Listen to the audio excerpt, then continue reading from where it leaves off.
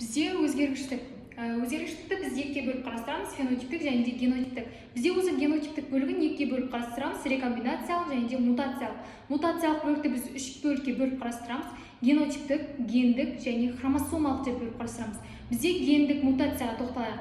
Гендік мутация дегеніміз бұл негізінен оның алып келетін себептері, сонымен қатар туындайтын белгілері, ол бізде негізінен екі себепке қарайды. Ол бізде мысалы ДНК молекуласының ішінде тізбек болады, ол тізбектің ішінде бізде нуклеотидтер болады. Осы нуклеотидтердің орын ауысуы, сонымен қатар түсіп қалуы немесе осы нуклеотидтердің қосылу процестері арқасында бізде гендік мутациялар пайда бола бастайды.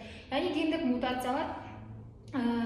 мутациялардың ішінде бізде азоттық негіздер, яғни азоттық негіздерді біз екіге бөліп қарастырамыз. Азоттық негіздер бұл бізде нуклеотидтер деп қарастырады. Нуклеотидтер, яғни азоттық негіздерді пуриндер мен пиримидиндер деп бөліп қарастырады. Бұл пуриндер мен пиримидиндердің жаңағы пуриндерге бізде аден мен гуанин жататын болса, пиримидиндерге цитозин, тимин, урацил жатады.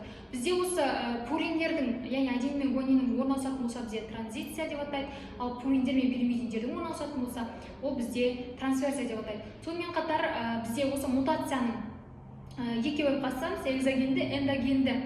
Бізде осы экзогенді сырттан келетін, эндогенді бұл ішкі организмде, яғни сырттан келетін экзогенді бөлігіне вирустарды, мутагендерді, ультракүлгін сәулелерді жатқызатын болсақ, бізде осы мутагендерді екіге бөліп қарастырып, спонтанды және индуцирленген. Спонтанды дегенімізде бұл репликацияның қателігі жатады, немесе метилдену, апуриндену, дезаминдену, тотығу сияқты процестер жататын болса, ал бізде индуцирленгенге ДНК молекуласының бір немесе екі тізбегіндегі үзілулердің болуы, сонымен қатар димерлердің пайда болуы және апуринді сақиналардың барлығы ширатылу процесі болу нәтижесінде мутация пайда болады.